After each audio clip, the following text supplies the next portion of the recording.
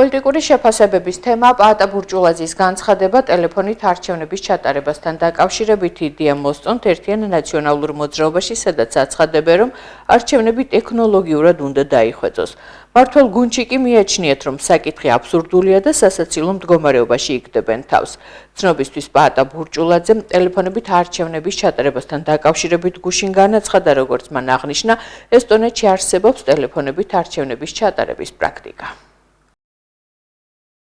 არჩევნები რაც მეტად ტექნოლოგიურად იქნება დახვეწილი, რაც მეტად სამართლიანად იქნება დახვეწილი, უფრო მეტად სანდო იქნება და უფრო მეტად შეძლებს ამომრჩეველი გამოხატოს საკუთარი ნება. ნებისმიერ ინიციატივას მოვისმენთ. ჩვენ ვიბრძვით ჩვეულებრივი კონვენციური არჩევნებისთვის, რომელიც ჩატარდება ახალი ცესკოს მიერ თავისუფალ პირობებში. რა თქმა უნდა, რომ არაფერი არ აქვს, გადავიდნენ utopიაში. და ფაქტია, რომ ეს ადამიანები საუბრობენ აბსოლუტურ ნონსენს. ტელეფონით ჩატარებული არჩევნები არავის არ გაუგია დედამიწის ზურგზე და უბრალოდ სასაცილო მდგომარეობაში აიგდეს საკუთარი თავით, როცა ამბობენ, რომ მაგალითად ბიულეტენმა გაჟონა და ამითი დარღვეული არის ხმის ფარგლობის უფლება, ტელეფონით ჩატარებული არჩევნებში, მაშინ რა შეიძლება მოხდეს და რა რისკები შეიძლება არსებობდეს, ეგ ძალკე ამბავია, უბრალოდ არასერიოზულია, სასაცილო მდგომარეობაში არის. მომხრე ვარ, რომ ბურჭულაძე როგორც CSKO-ს თავმჯდომარემ ჩაატაროს პარალელური არჩევნები ტელეფონებით, კი ბატონო, ალბათ ტელეფონების განყოფილების უფრო ძალკე დანიშნავს, რომ გადაამოწმონ მე ტელეფონებში ვინ კითხვა,